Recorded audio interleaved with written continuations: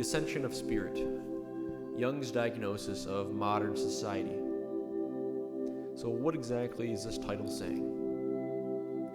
Well, first, to understand this, we need to delve into a bit of Jungian psychology, understand some of the concepts in there, so that we can understand the terms in the title and their relation to each other, and what I think is the ultimate profound meaning of the title and its impact on us in society. So, first we can talk about the personal and collective unconscious. The personal unconscious is usually what we'll think of when someone mentions the unconscious mind, or just the unconscious in general. It's the idea that there's a part of ourself which we're not aware of, we're not conscious of, yet nevertheless impacts and influences our actions and behaviors towards others and towards ourselves. And the collective unconscious, on the other hand, is Carl Jung taking the personal unconscious just a step further. Now, the collective unconscious, to explain it briefly, you can think of a bottom layer of existence, of human existence, which is the largest layer. You can kind of think of this as a pyramid. And on the layer that sits right above that would be the personal unconscious. And you can think of the bottom layer, collective unconscious, giving rise to the personal unconscious. So the personal unconscious is always being influenced by the collective. And this is the case for all the humans around the world. And the way that the collective unconscious influences the personal unconsciouses of everybody is the same across all cultures. Now, this is a very profound idea that Jung would argue that there's much empirical evidence for, despite the fight back from the scientific community, which kind of thinks this is more of a mystical idea. Now, you may ask, how exactly does the collective unconscious influence the personal unconsciouses of everybody around the world? Well, the answer is that there's archetypes which exist in the collective unconscious. Now, these archetypes, there are a multitude of them, but there are common ones that we can refer to. Jung would refer to commonly the shadow and the anima figure, the man of personality. Those are just to name a few, and those are existing in all different cultures throughout time. They are inherently formless ideas and they're immaterial, but they give rise to behaviors and actions in our material world. You can think of, for example, instincts. The instinct of a dog to salivate upon seeing food. Now, the instinct itself is something formless and immaterial, yet nevertheless there's behaviors that arise in all dogs across the world that are the same. They salivate when they see food. Now, the way they salivate, it's different for each dog. It's not the same salivation according to the same type of food every time. No, there's variation across the world, but it's nevertheless all corresponds to the same instinct. And you can think of archetypes in the same way. Human behavior accords to specific archetypes, but the way it accords is different, varying upon your culture, the way you grew up, etc., etc.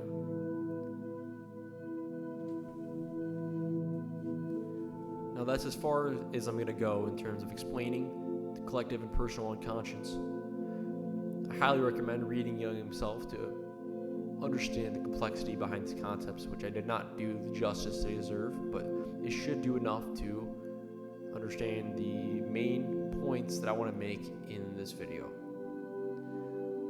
So, I'm going to first begin by talking about how ancient peoples were able to understand their eternal worlds, their psyches. Now, they mostly did this in terms of unconscious projections. And they were projections of the archetypes, which we just talked about. And I'll give one example.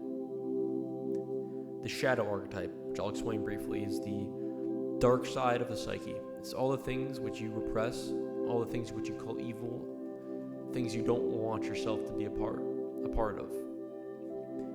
And many times you project this onto others. But I digress. So, ancient peoples would have what was called a bush soul in some cultures, obviously. And they would actually go out and search for this bush soul. And this bush soul would actually be a symbol of the shadow archetype. It would be a projection of the shadow archetype onto the bush soul. And the bush soul would generally be in the form of an animal. They would go out into the forest until they started hallucinating and they saw the animal. And then they would be able to make the shadow conscious. They would integrate that into their psyche.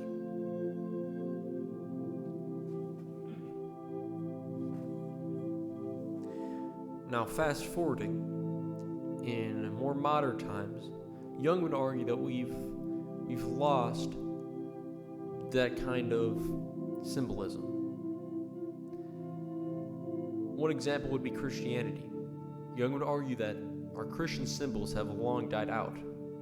They were overused throughout time, and they don't have as much psychic power as they used to during the medieval period. One example of a Christian symbol would be the baptism. Water, which is usually seen as a symbol of the unconscious, is something that a person would be dipped into and brought out of. And in that process, it's said that they gain something from that. It's a sort of treasure they gain from going in and out of the water, which that process itself of the baptism is, like I said, the water is a symbol of the unconscious. It's a symbol of the conscience side of yourself, which would be the ego, going into the unconscious and coming out with a greater sense of wholeness and a greater integration of the parts which have been repressed. And thus you become a greater person.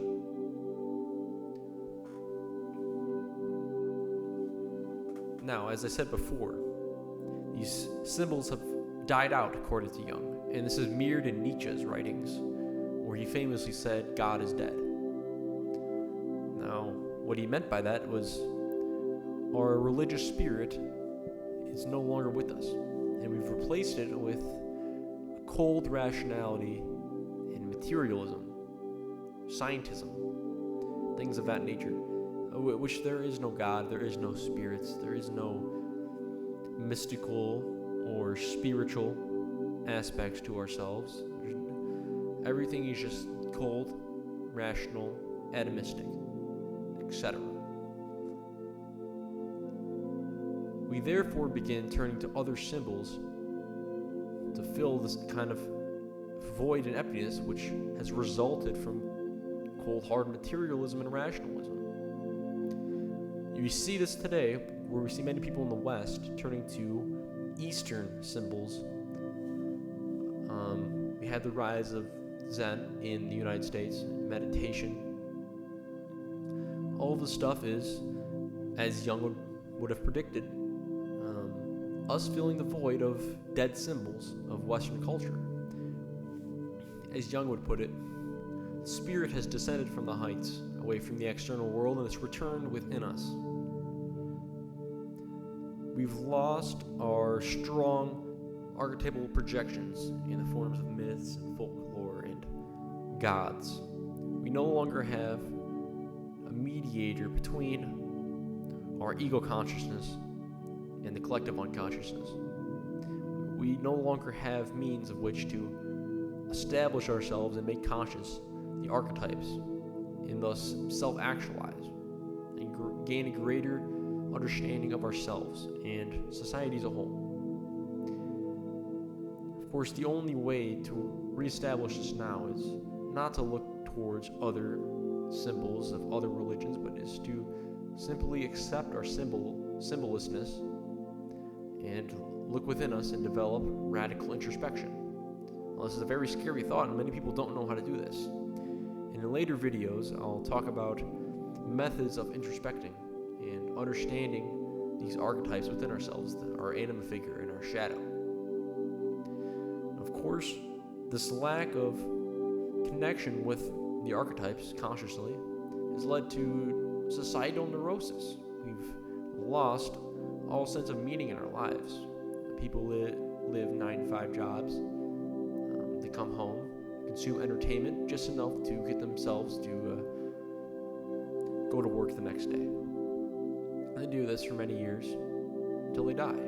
Now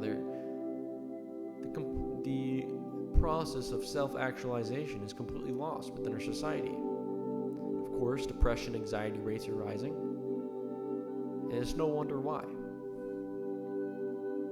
So, I strongly advise you to watch more of my later videos, in which I'll talk about shadow figure and anima figure, and I'll talk about other ideas from other psychologists and other philosophers, which can help foster the process of self-actualization. And hopefully we can make an impact on society and raise the consciousness of the people around us, and ultimately strive to lessen the cultural neurosis that surrounds us today. Thank you.